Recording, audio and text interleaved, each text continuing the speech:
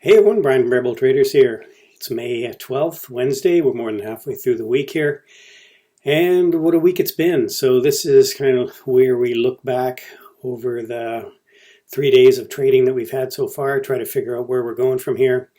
As you all know, we've had a pretty significant pullback, and let's see if where we might be finding some support here. Obviously, there's some concerns about inflation out there, and that CPI number came in higher than expected this morning. So, of course, market sold off some more. But let's just take a look at the charts and see where we might be going for the rest of the week. If we've got maybe there's a bounce here somewhere, or maybe we've got some more selling. Certainly take a look at it and see what the charts might be telling us. So here we go. Okay, here we go. Let's start out with my book on Amazon, How to Swing Trade. Before we get going here, just a bit of a plug for my book before we do a deep dive into the market. So let's start out here with the TLT, which we usually like to start out with. So keeping an eye on the yields, treasury yields. And you can see here, 20-year bond ETF was down, so it means yields were up today. I think they're still under 1.7%, but they did come up a little bit today on that CPI number that came out. It was hotter than expected, higher than expected. And of course, you can see here we're starting to nudge up again on the yields. Of course, if we start getting up into the higher into the 1.8, 1.9, start getting up to 2%, it's not going to be good for the markets. So keeping an eye on that. Transports on the day. You can see here on, as mentioned, Monday, this doji candle that got put in here, this gravestone doji, mentioned that on the swing trade review at 3 o'clock on Monday afternoons. We do that at the room, and you can see it really was a sort of a harbinger of things to come here. And as I mentioned, we were really getting extended from the moving averages, and this pullback was probably, if anything, it was a little overdue. And Monday doji really told you that this was going to be coming at you. So you can see here we're right back down to the 20 moving average on the daily. Let's take a look at it on the weekly quickly. You can see here it was a bit of an outside candle forming here, and we were really over. You can see how the RSI was up quite high. We were really overbought here. So again, still pretty extended on the weekly from the 20 moving average, so may have some more downside. On the transports, the Dow, you can see here again 2 down days. Again, big doji candle Monday, kind of giving you an indication that things were getting a little bit extended to the upside. And again, on the weekly, we are down 3%, 3.5% so far. And still could come down a little bit more, but maybe we might be finding some support here. The Qs, what can you say about the Qs? They've really been struggling here. Not like the Dow and the SPY. And you can see here, we're down near an area. There should be some support here at this 315. If not, we'll be coming down to this 310 level. You can see here there was some prior support back in March. And 310, if we end up selling off more, would be a pretty critical area to hold for the Qs. The weekly, you can see here we've lost the 20 moving average on the weekly, RSI heading lower. Volume's pretty substantial, even though we're just barely halfway, or we are halfway, more than halfway through the week. Stochastics rolling over, pretty aggressive cross here on the stochastics as well, probably giving an indication that there was downside coming. Again, here's the SPY. We've come down to the 50 moving average. Again, big reversal candle on Monday. Volume's been pretty building here through the week. And volume's going to be definitely higher this week than it was the previous couple weeks. So again, we're still a little bit extended from this 20. We may have some more downside here, but maybe not a lot on the SPY before we find maybe a place where we're going to bounce. IWM here, we did lose this trading range. This was pretty significant support right here. You can see here, and we definitely lost that today. So we'll see if we can come back. But now this 215 level on the IWM, which was prior support, is now going to be resistance. can see here on the daily volume picking up here Tuesday and Wednesday. The weekly, again, not a very nice looking chart here if you're a bull.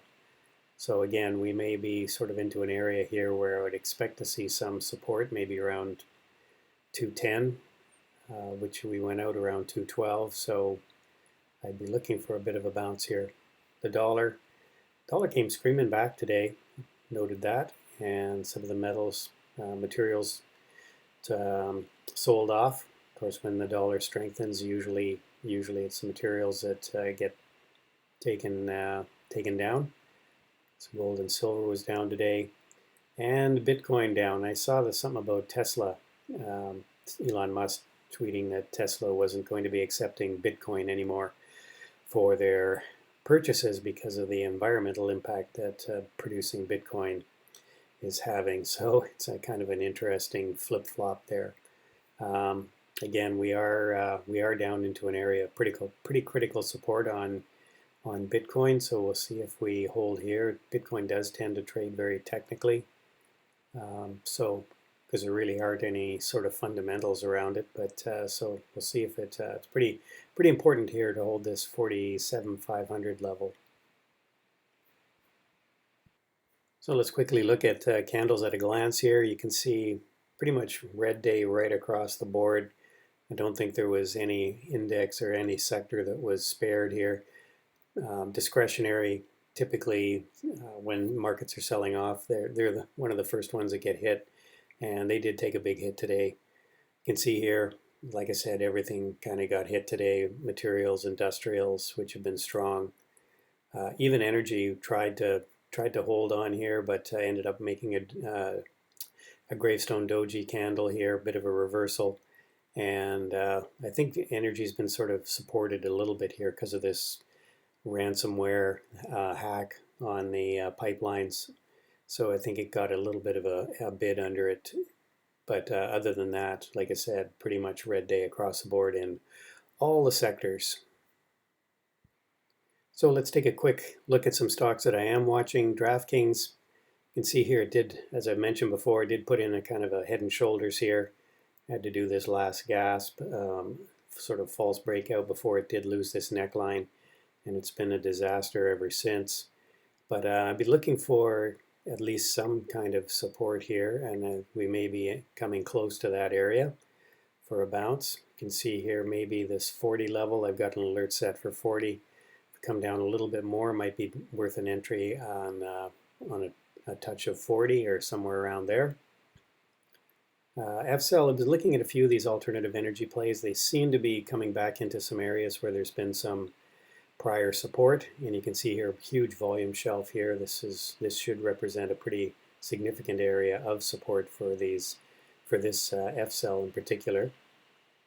And you can see stochastics are starting to turn up a bit. Maybe we had a bit of a down day, but maybe RSI is coming up here a bit.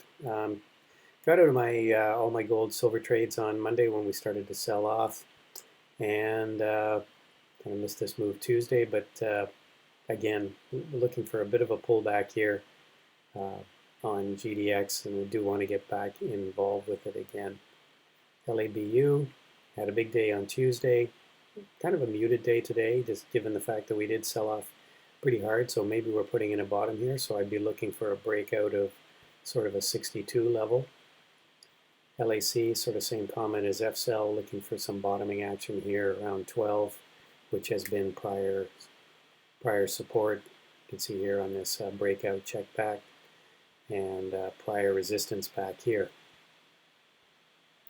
Nikola had an interesting 2 days here. We had an up day Tuesday, which we had a decent day on a number of these EVs and alternate energy plays on Tuesday, but had a nice follow through here today. And so I'd be looking for a little bit of a pullback, maybe back to somewhere around this moving average. And yeah, it seems to be picking up some interest, some steam. Sort of same comment as Plug. You can see here, bit of an inside day. Not a lot of selling on Plug. We had this nice candle here on Tuesday. So watching for it to move higher, and maybe USO will be finally getting a bit of a pullback here. Looks like it's putting in a bit of a double top. So Okay, well, let's wrap things up here. Let's take a look at what the pre-market's doing. You can see here we're up about 100 points on the Dow. Sort of my thinking is might have a little bit of a green open, and we'll see if we can hold that. Nasdaq's up 50 points. Russell's even up. So we got all the indexes are showing a green open at least right now. Natural gas is up a little bit. I've been watching that one. Seems to be putting in a bit of a bottom here. Gold and silver kind of flat. So that's it, everybody. Hope you had a good day today. If you're going to join us, we're at 8 o'clock, Engineering the Markets with Jared, live on YouTube, and at 8:30, Norm and Carlos taking us through the pre-market, looking at the stocks that are in play. And 9:30, we'll be trading the open, so hopefully we'll see you at one or all of those events. Take care. Enjoy the rest of your evening, everybody. Bye for now.